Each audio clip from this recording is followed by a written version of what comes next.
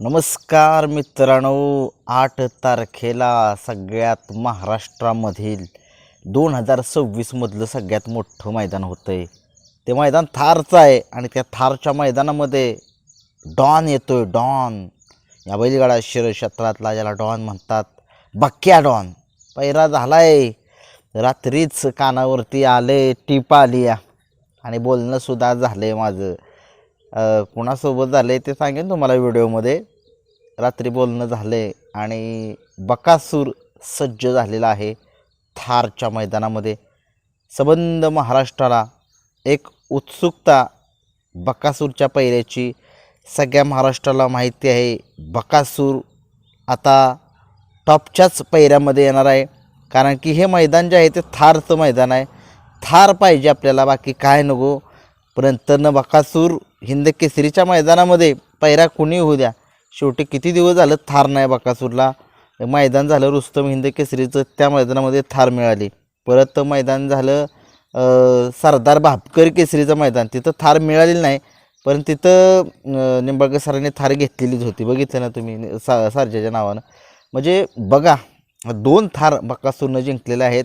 आता तिसऱ्या थारच्या दिशेने वाटचाल जी आहे ती बकासूरची चालू आहे. आणि बकासूरवर आता कृपा करून गाडी फक्त बांधू नका, नाही तर त्याचं तो काम करतोयच. कारण की तुम्हाला माहिती आहे, गाडी बांधली की थोडंसं बकासूर जेव्हापासून पळतोय तेव्हापासून बकासूरवरच गाडी बांधली जाते. आणि गाडी बांधली काय होते, परत होतोय. सगळे म्हणते ती बकासूरला स्पीड कमी झाले, असं झालं, आमकं झालं, तमकं झालं. तसं काय होत नाही.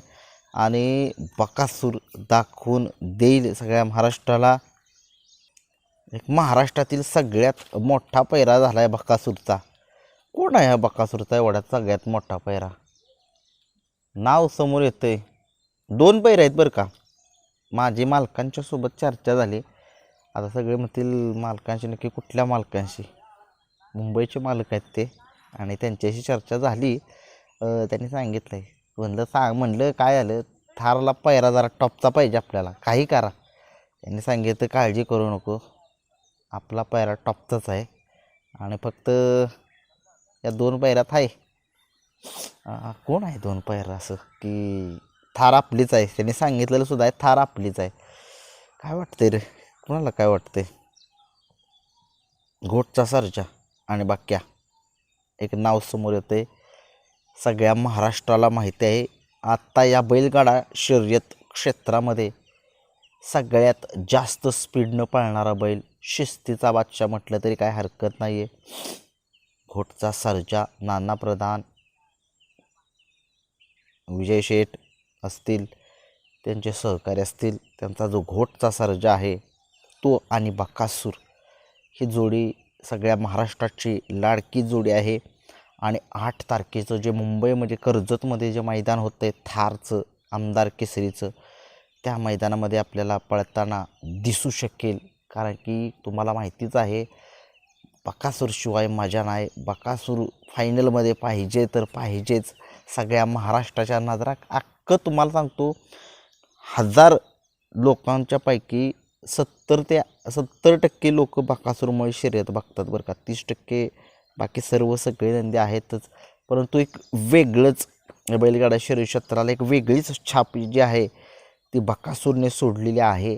आणि बकासूर आणि घोटचा सर्जा ही जोडी तुम्हाला माहितीच आहे, पुसेगावमध्ये पाळवती. परंतु पुसेगावला गट सेमी काढला होता, परंतु फायनलला पब्लिकच्या फाटीवरती गाडी आली. गाडीनं निकाल घेतलाच होता, तेवढ्यात प्रेक्षक मध्ये आलं आणि चांगल्या गाडीचं जे आहे ते मात्र झालं. आणि बकासूरला त्या ठिकाणी उत्तेजनार्थ बक्षीस जे आहे ते मिळालं. 1 नंबरचा जो बहुमान होता हिंद केसरीचा तो मिळाला असता घोटच्या सर्जाला आणि बक्याला. आत्ता बकासूर 13 वेळा हिंद केसरी झाला असता. परंतु शेवटी खेळ आहे, खेळामध्ये सहनशीलतासुद्धा सहन करावी लागते. आणि बकासूरने ते बकासूरला कायम कडच येते, फायनल असो किंवा सेमीफायनल असो. परंतु तो न डगमगतो, न झुकतो, तो पळतो फक्त मालकासाठी, तो पळतो फक्त फॅनसाठी. आणि तुम्ही बघितलं त्या ठिकाणी निव्वळ प्रेक्षकांच्या चुकीमुळं तिथं जो आहे बकासूरचा नंबर जो आहे तो गेला. आणि सगळ्या महाराष्ट्राला एक दुःखाचा डोंगर जो आहे तो साठला. परत एकदा पेडगावला तीच जोडी त्याच जोशामध्ये पळाली, गट चांगला काढला. सेमीला काटेकी टक्कर होती, शेजारी मथुर आणि राजा होता शाकीरबाईंचा. बकासूर आणि घोटचा सर्जा शेजारी गाडी होती, परंतु गाडी जी आहे ती पब्लिकला होती. बकासूर सगळ्या महाराष्ट्राला माहिती आहे पब्लिकचा बेताज बादशाह आहे, दोन्ही एखादी चार एखादी फिट बैल असा. परंतु बघितलं त्या प्रेक्षकांच्या मधून बकासूर चिरत पळाला, परंतु शेवटी प्रेक्षकांच्या पुढे काय कोणाचं चालत नाही. कमिटी तरी कुठपर्यंत त्यांना हसडानं फोडली तरी ते आतमध्ये येत आहेत. त्याच्यामुळं काय होतं, चांगल्या गाडीचं जे आहे ते मात्र होतं आहे. नंतर खूप बऱ्याच ठिकाणी ही गाडी पळाली, परंतु काही ठिकाणी एक नंबर आला, काही ठिकाणी गाड्या फॉल झाल्या, काही ठिकाणी ही पळाली नाही जोडी मोठ्या मोठ्या मैदानामध्ये. परंतु या जोडीची दहशत सगळ्या महाराष्ट्राला माहिती आहे, कशा पद्धतीने ही गाडी पळते. आणि बघूया थारच्या मैदानामध्ये हा एक टॉपचाच पैरा बकासूरचा आहे. आणि अजून एक नाव जे आहे ते समोर येते, आणि ते समोर जे आहे ते मला सगळ्या महाराष्ट्राला माहीत आहे. हा पैरा ज्यावेळेस बॅनल पडले असं सांगितलं जातं आहे, त्यावेळेसच हा पैरा झाल्यात जमा होता. आणि आता सगळे म्हणतील की ही जोडी पळायची नाही, असं नाही तसं नाही. हे बैलगाडा शर्यत क्षेत्र आहे, इथं कधीही काही घडू शकतं. राग एका साईडला राहतो, प्रेम एका साईडला राहतं, आणि मध्ये बैलांचं काय नाही. आणि म्हणूनच सांगतोय आता ती थार जी आहे ते बकासूरची काय येऊ शकते, का त्याचं कारण काय. कारण पायरा पण तसाच आहे बरं का. तुम्हाला मी सांगितलं घोटचा सर्जा, शेठची माझं बोलणं झालं, घोटचा सर्जा किंवा कोण असू शकतो, काय वाटतंय तुम्हाला. लखन आहे, लखन, बकासूर लखन आहे.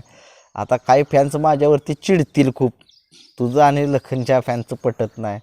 शेवटी आमच्या बैलाचा ज्यावेळेस, आमच्या बकासूरचा पैरा ज्यावेळेस कोणासोबत का होईना, आम्हाला महत्त्वाचा आहे तो एक नंबर, महत्त्वाचा आहे तो गुलाल. 100% लखनसुद्धा एक सगळ्या महाराष्ट्राला माहिती आहे, कुठंही मैदान कितीही मोठं असू द्या, कितीही टॉपच्या जोड्या असू द्या, लखनच्या पुढे काही चालत नाही आहे. आणि लखन लखन आहे. 1 2 का 4, 4 2 का 1, my name is Lakhan, my name is Lakhan. एक गाणं आहे बरं का, ते एक तुम्हाला मी सांगतोय, ते सुनील मोरे सरांनी पाडलेलं आहे. लखन आणि बकासूर ही जोडी पाळली तर काय होऊ शकतं. ही जोडी जर पाळली तर गट तुम्हाला माहितीच आहे, सुट्टाच येणार ही गाडी, 100% सुट्टा येणार.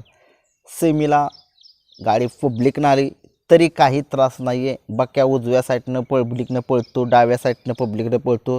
लखन फक्त एकाच खांदी पळतो, डाव्या खांदी, काही टेन्शन नाही. कितीही पब्लिक येऊ द्या, लखनला काहीच फरक पडत नाही, कितीही पब्लिक येऊ द्या. सेमी निघल, फायनलला कसं काय, कारण की फायनल आहे म्हटल्यानंतर तिथं प्रत्येकजण जो आहे तो टॉपच्याच पैऱ्यात येणार. प्रत्येकाला आशा आहे ती एक नंबरचं जी थार आहे. आणि शेवटी बघा, जे मोठं बक्षीस, जो एक नंबरचं बक्षीस बैल घेऊन जातो तो कायम चर्चेमध्ये येतो. आणि हिंद केसरीच्या मैदानामध्ये आत्ता तुम्ही बघितलं कासेगावच्या मैदानामध्ये सर्जा दादा आणि रोमन दादा यांनी डोळ्याचं पारणं फेडलं होतं. कुणालाच माहीत नव्हतं की ही गाडी एक नंबर करेल म्हणून मी सांगतो, या बैलगाडा शर्यत क्षेत्रामध्ये कुणी कितीही टॉपच्या पैऱ्यामध्ये येऊ द्या, त्या ठिकाणी कधीच कुणाला कमी समजायचं नसतं. 10 गाड्या तरी पाळणार त्या मैदानामध्ये फायनलला, आणि 10 गाड्या ज्या आहेत त्या टॉपच्याच असणार आहे. बकासूरलासुद्धा वरचढ बैल असणार आहे ती, लखनलासुद्धा वरचढ बैल असणार ती. आव्हान खूप मोठं आहे, परंतु हे बकासूर करू शकतो आव्हान पार. तुम्हाला माहितीच आहे बकासूरने आजपर्यंतचा इतिहास आहे. जर त्याच्यावरती गाडी फक्त नाही बांधली पाहिजे, मग बकासूर बघा काय धमक दाखवतोय. फक्त तो ठाम पाळणारा बैल पाहिजे बकासूरसोबत. आणि बघूया काय वाटतंय, कुणाला थार येऊ शकते का बकासूरला, काय वाटते. प्रत्येकजण प्रत्येक बैलाचे फॅन्स आहेत. कोण म्हणेल घोटचा सर्जा आणि बकासूर ही गाडी पळू शकते, कोण म्हणतं लखन बकासूर गाडी पळू शकते, कोण म्हणतंय काय. प्रत्येक जणाला काय वाटतंय त्यांनी कमेंट्स बॉक्समध्ये सांगा. परंतु माझं बोलणं झालंय, या दोन्हीपैकीच एक बकासूरसोबत असू शकणार आहे, घोटचा सर्जा किंवा छत्रपती संभाजीनगर एक्सप्रेस लखन. प्रत्येक जणाचा आहे तो टॉपचाच पैरा झालेला आहे. त्याच्यामुळे पैरे तर येतील हळूहळू समोर, परंतु बकासूरचा जो आहे तो पैरा मला समजला आहे. त्याच्यामुळे बघूया काय वाटते कमेंट्स बॉक्समध्ये सांगा.